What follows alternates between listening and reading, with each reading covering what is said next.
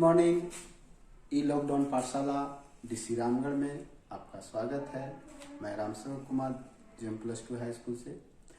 आज हम लोग सब्जेक्ट भूगोल क्लास 10th और टॉपिक लेसन 1 का है संसाधन एवं विकास हम लोग पढ़ेंगे, जानेंगे। सबसे पहले हम लोग यहाँ जानेंगे कि संसाधन क्या है। संसाधन हमारे पर्यावरण में पाए जाने वाली वे सभी वस्तुएं जो हमारी आवश्यकता को पूरा करने में प्रयुक्त की जा सकती है और जिसको बनाने में प्रौद्योगिकी उपलब्ध हो और आर्थिक रूप से संभाव्य हो और सांस्कृतिक रूप से मान्य हो, संसाधन कहलाता है। और ये संसाधन को हम लोग मुख्यतः 2 वर्गों में बांट सकते हैं, जैसे प्राकृतिक संसाधन, दूसरा मानवीय संसाधन। प्राकृतिक संसाधन को भी, प्राकृतिक संसाधन किसको कहेंगे कि जो प्रकृति द्वारा प्रदत्त, वैसी संसाधन जो प्रकृति द्वारा प्रदत्त हो और अपने आप उत्पत्ति हुई है, तो ये प्राकृतिक संसाधन कहलाए।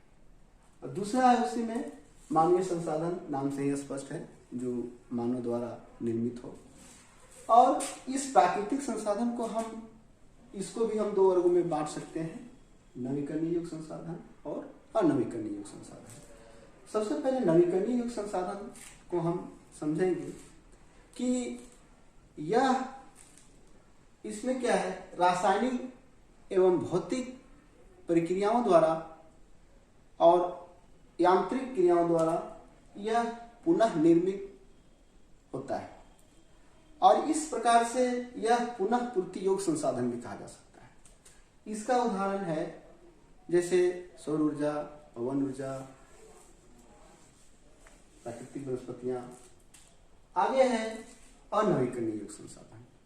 अनवीकरणीय योग्य संसाधन इसका क्या कहता है कि यह ऐसा संसाधन है जो काफी भूवैज्ञानिक अंतराल के बाद यह निर्मित होता है, अर्थात इसके निर्माण में काफी लाखों करोड़ों वर्ष लग जाते हैं।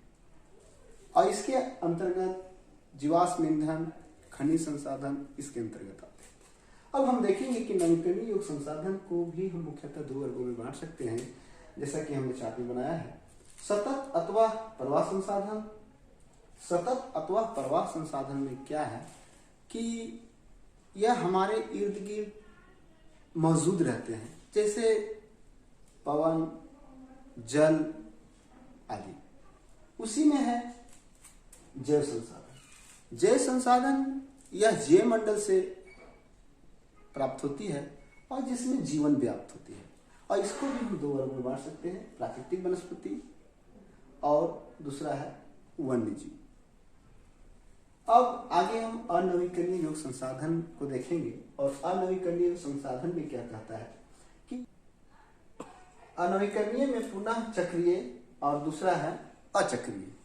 पुनः चक्रीय में क्या है कि रिसाइकलिंग होता है। एक खनिज संसाधन को या अन्य कोई वस्तुओं को मेल्टिंग करके, जैसा कि हम अगर एल्युमिनियम को ही लेते हैं, इसको मेल्टिंग करके जिस वर्तमान रूप में है उस वर्तमान रूप को अन्य दूसरे रूपों में कन्वर्ट करने के लिए उसको मेल्टिंग करके फिर हम उसको दूसरे रूपों में इस्तेमाल कर सकते हैं। और इस प्रकार के संसाधन चक्रीय संसाधन के अंतर्गत आते हैं, जो इसका उदाहरण है धातु। और उसी में दूसरा है अचक्रीय संसाधन, और इसमें क्या होता है, रिसाइकलिंग नहीं होती है। मतलब एक बार इस्तेमाल करने के बाद वह स्वतः समाप्त हो जाते हैं। तो इसके अंतर्गत जीवाश्म ईंधन आते हैं, जैसे पेट्रोलियम। और आगे जो है मानवीय संसाधन, और यह मानवीय संसाधन में यह कहता है कि इस प्रकार से मानवीय संसाधन को भी हम 2 वर्गों में बांट सकते हैं, संरचना एवं संस्थाएं, और दूसरा है मात्रा एवं गुणवत्ता। Thank you.